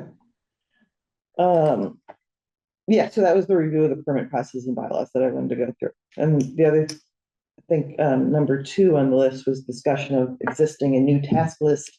That was that green form that, and I don't know. Oh, yeah, so for mine, it's right in front of number 1. And this was a task list that Kate put together from various retreats that we had. I kind of took it and started to go through it again. But it's obviously a little updated. We've already done the accessory dwelling unit that got passed at our last town meeting. So it's already a little up to date, but it's a way of us keeping track of things that we had talked about that we wanted to talk about when we have time. Perfect. So again, we want to just kind of keep it in the binder. We want to keep an agenda, a line on the agenda that's always on there to discuss this, because Right. sometimes at the last minute we have projects that continue, and now suddenly we have a half-empty agenda, and then we could talk about something off of this list because it's on the agenda. Exactly. Now, most of the time we don't have time and we just skip right over it and don't talk about things, but it's there if we need, Have the opportunity. if we have the opportunity. Right. Yeah. Perfect. So. But it was interesting because I think in our discussions already, we've been talking about a lot of goals. I think some of them are on the list already, but we talked about it in more detail. Some of them, will be added in as well. But if, for whatever time we want to spend, if anyone has anything that they would like to add in new, I think it's a time really for talking maybe about new thoughts that people had. I'm looking forward to finally making the hotel thing happen. We started talking about that. We're gonna meet again now that you've got an official email. Talk about Kate's obsessions. Here's yours, Anna, the hotel. This is mine, the Anna Hotel concept. However, as I said to the subcommittee of the comprehensive plan, I do want to make sure that it's aired out as part of the comprehensive Yeah, plan sure. conversation. It can't just be like, ooh, the planning board happens to be working on this. So I think it's important to kind of throw it out there, and just discussing it at the subcommittee was insightful because, again, it was like, how big? Well, however big we allow currently. Okay, well, are we talking Marriott or smaller, boutique or not? What about, how do we feel about the difference between apartments versus a hotel? Transient population or permanent? How do we kind of think about that? What are our thoughts about that? Some people in the public may not like what a hotel brings as far as like different kind of presence. And I'm like, well, I never thought about that. I didn't consider that some people would look at a hotel as like attracting pride. I think of hotels as attracting my family members to come visit me. So, do you know what I mean? So these little things that need to be aired out of the comprehensive plan committee prior to us just being like, oh, let's rezone for a hotel. I am kind of hesitant though, to be like, oh, if the comprehensive plan committee didn't want it, we're not going to do it for 10 years. That also troubles me, because if there's ideas that were not top priority of the comprehensive plan, it doesn't mean that we can't do them until we have another comprehensive plan. Like we still have jurisdiction to rezone, etc. Well, it's So, interesting because that's sometimes where a special permit comes in, right? Because you could say hotel, but if right, it's a with special permit, you yeah. always have a little in to Exactly. say, to control that a That's lot right. more Yeah, than just saying, hey, you get to do it by right. exactly. Yes. Yeah, which is what we would think. Yeah. So I think we kind of got on the same page that we're both really interested in it, and we just need to get together and actually do the work. Right. That I think is going to be an actual thing. Now, there's another planning board member who seems equally obsessed with or into it. Not sure. Maybe not obsessed. I'm obsessed, but you're interested, which is good. Yeah, I think adding options to bring in development. Yeah. Is always a good thing. I mean, it's not financially possible for the company, they're not gonna do it. You know what I mean? Like, just Yeah. because we put a zone there doesn't mean. Doesn't mean that, they're like, going to do it. Doesn't mean there's a Yeah. market for it. And like, but I think by doing a special interest, like, really something you may have to, watch out for is there's like, sometimes like motels get used by the state for like. Yeah, that's what people are talking Emergency about. housing. So like you can overflow change like housing. some of the verbiage and stuff of that nature. That's what people are. Well, Yeah, it also provides housing for people who need it, so. That's work- what I mean. It's like how do Like, you? I work, yeah, that's With a a- fine there's- edge to walk. there's with the a couple of public different stuff, programs yeah. that Massachusetts does right now, that helps people get back on their feet. It's Yeah. not just like situations where people can abuse it, like, Right. very strict time limits, they have to like do a Right. ton for like savings. They have Yeah. To save 30% of their paycheck to Right. set them up for when they move into an apartment and Right. like a lot of like really cool Yeah. stuff that helps people Oh, in a absolutely. lot of different situations get back on their feet. So it Absolutely.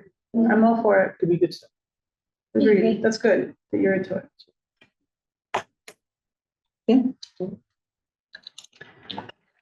For some minutes, Tricia?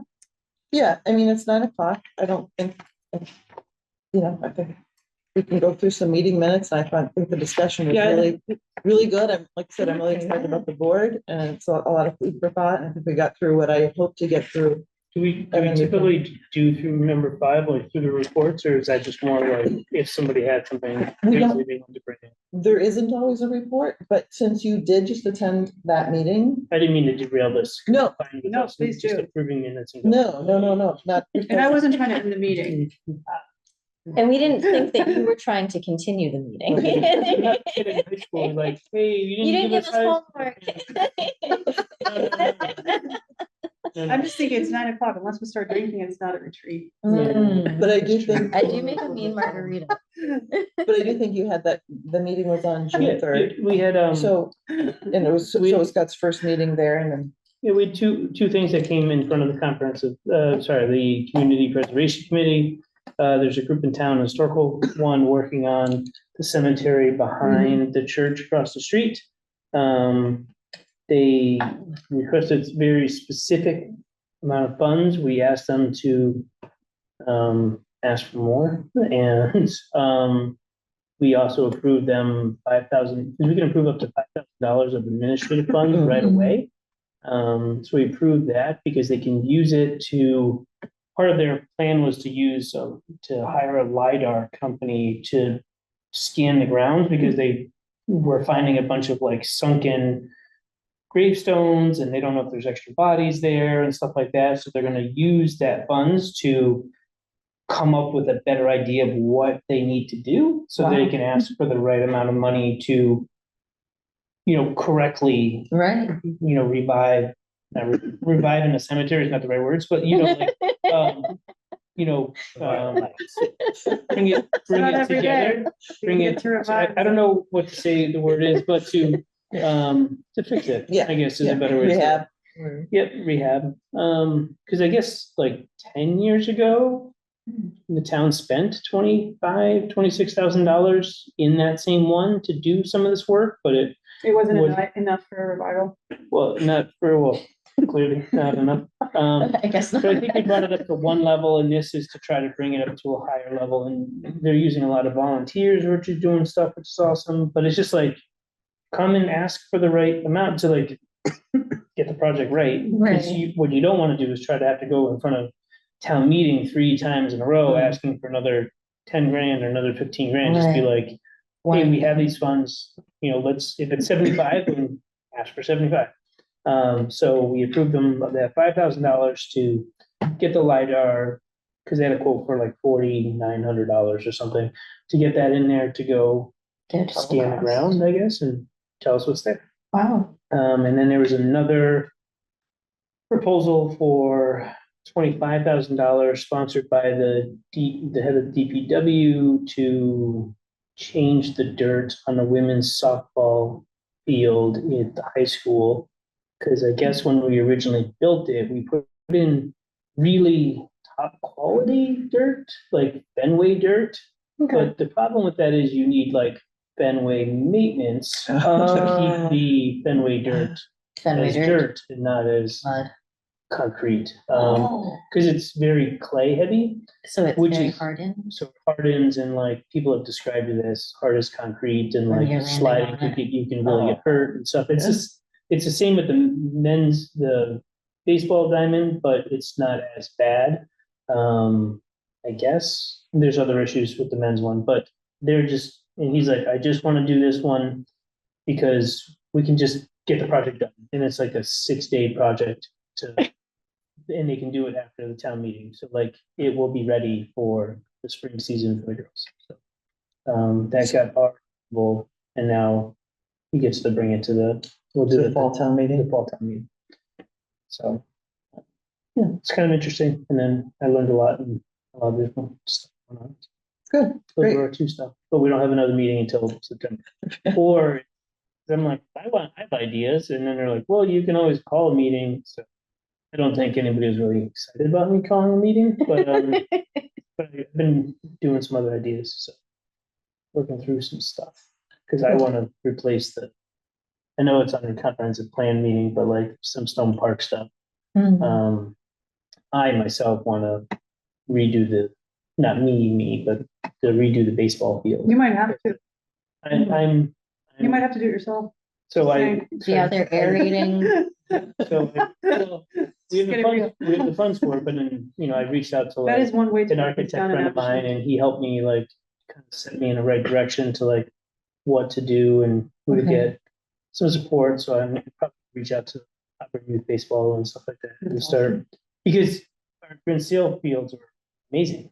Right. When you're in Little League, and then you go from that to like literally the worst field in the Tri-Valley. Like, my boys both played on it, and it's like other towns come in and they make fun of our field, and it's Stone Park is just not a nice baseball field. Yeah. Or like, especially when you compare it to Mansell, which is like amazing, it has lights and like a beautiful infield and a pitcher's mound that's actually off the ground and stuff. So Yeah, I told Scott that the role of having a planning board member sitting on that committee is to be on the lookout when eyes and ears hear how that money can be spent, because Right. otherwise money is just sitting there. So it's supposed to be partly a project feeder to kind of get these, make these projects come alive so Right. that money can be spent. And there's a lot of money sitting there. And I'll throw in too, we're working on revising the open space plan, which I'm assisting the open space committee with, and replacing like all of the fields or revitalizing them, things like that is on there. DPW strongly pushed for it, all the residents strongly pushed for it, and that also opens up to grant funding to get that as well, once the plan is approved. One of the So I guess biggest Becca is data one of your points for contacts. the maybe. comprehensive plan was more fields, better.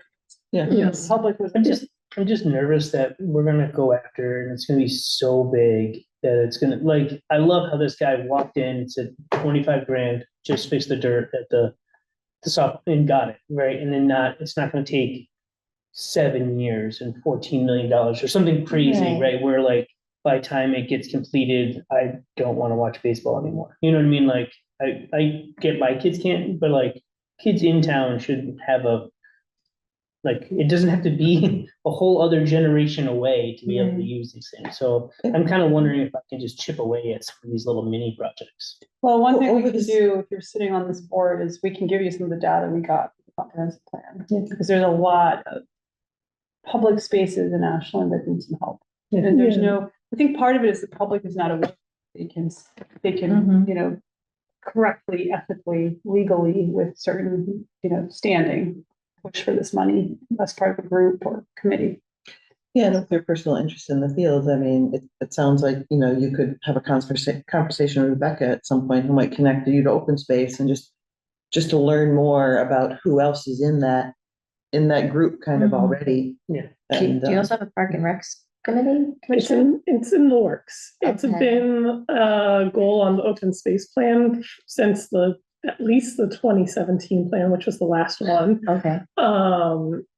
Right now, DPW is all kind of together, Oh, and there's people who are assigned to do that function in that way to a certain degree, but they're not formally together with a cohesive plan or anything. So okay. it's in the works. They're slowly working their way to it, but it needs a little bit more scoping out. Okay. Yeah.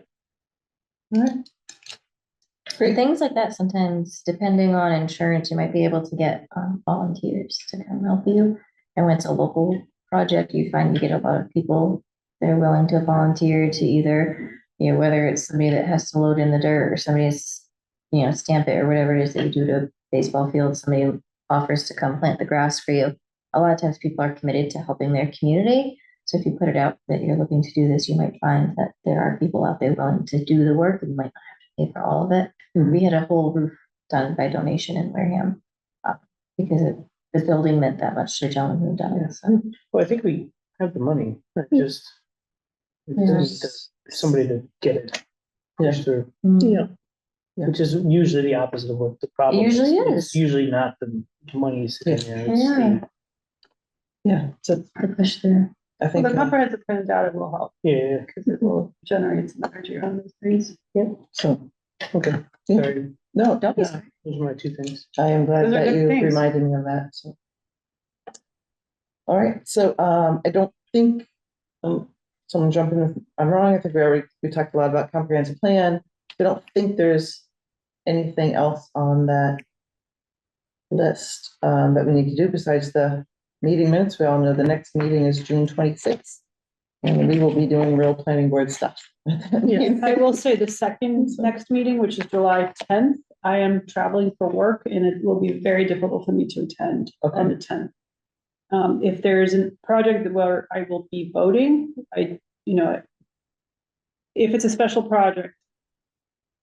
permit project, I think I can only miss a certain number of meetings before I Yes. lose my right to vote. Yes. So I don't know if Peter kept track of any meetings we've been missing that you've inherited I on special am not projects. aware. But of remember this. that everything is there are no projects out there. that I Okay, know of. Good. Everything make is starting, sure- everything is starting Yeah. fresh. Yes. So So- anyway, on the 10th, I may not attend. So if we do have Okay. a special permit project for whatever reason pop up for the 10th, maybe I'll try to be present for that section, Okay. but I'm not gonna be able to attend. the You whole may meeting. miss, and this is probably Yeah. something good for you to know as well, Scott. You may miss one public hearing if you're doing a special permit for a large project and it goes on for 12 months. You may miss one public hearing, and you may at that point say you're going to read the meeting minutes or watch the Zoom recording, and then you have to go to the town clerk and make a statement that you have in fact followed that information in order to be able to have your vote included on the final. So we have a standard form that you write in, sign, and then the town clerk stamps and it gets recorded down there and a copy comes upstairs. Sounds like you just gave me a way to get out of some of the meetings. One, Get one. just one. Or if you have a conflict of interest, you could always say that too. Hey, guys, sorry, conflict of interest, but. Oh, Yeah. all right, so then, meeting minutes are under number 3. You do not have to have attended the meeting to vote, To vote on the minutes. which is a little strange. I always find that a Because little I think strange. They because sound it's great to me. recorded, because you can check the Yeah, I recording guess it's true. against the minutes, I think. I didn't have any changes. to I had this first none. one. I thought had it- none to Trisha. I read it as well. Okay, great. Thank you, Deepa. Do we want to make a motion to approve both or just one at a time? Well, I didn't comment on it. I only had one change on the second. And that was on the second page, under board reorganization, under motion, my name is spelled wrong. Oh, It's spelled right at the beginning, but sorry, which page was that? the second page under board reorganization, under motion, my first name should be Tricia. Oh, I see it. And that's otherwise, I thought they were, well done. So I'll make a motion to approve the May 8th, 2025 minutes. as Everyone, is. is everyone good with that? Like, I'm sorry. Second. sorry, I'm sorry, and which ones did you, make a The May motion? 8th. May I 8th. made the motion to approve the May 8th. Okay, and there's, Scott had seconded, so roll call vote. Can we just beat the eye? Deepa Venkatai. Anna Tesmanitsky, aye. Votes your eye. And Trisha Kendall, aye. And then I'll make a motion to approve the May 22nd, 2025 minutes with the change that Tricia noted under the motion board reorganization section. Is that where that is, Tricia? Yes. Okay. Yeah. So motion to approve May 22nd minutes with that change. Second, there's a second. Deepa, you want to start? Yeah, Deepa Venkatai. Anna Tesmanitsky, aye. Votes your eye. Camille? Can we just beat the eye? And Trisha Kendall, aye. Okay, just so we're not have two people speaking at once. All right. So that's the meeting minutes. Any other comments? Thank you, everyone, for being here, either online, traveling, not feeling well. People are here. Jasmine, thank you so much for attending. Thank you for having me. And Becca, I don't know how I could have done it without you, so Amazing. thank you. Thank for you. being here. Both of Thank you, Becca. dedicating such late hours. I'm thrilled. Yeah, great. I really appreciate it. So thank you very much. Thank you. And on that note, we will, Motion to adjourn at 9:17. I got 9:18. Yeah. 9:18. There's a second. Roll call vote, Deepa? Deepa Venkatai. Anna Tesmanitsky, aye. Scott votes your eye. Can we just beat the eye? And Trisha Kendall, aye. And we leave the And so we're binders. good? Unless you want it for something Nah. like that. For those online, I'm gonna end the meeting. What's that? I'm gonna end the meeting for Okay. those Thank you, online. guys. Oh, bye, everybody. Thank Bye. you so much. Thank you.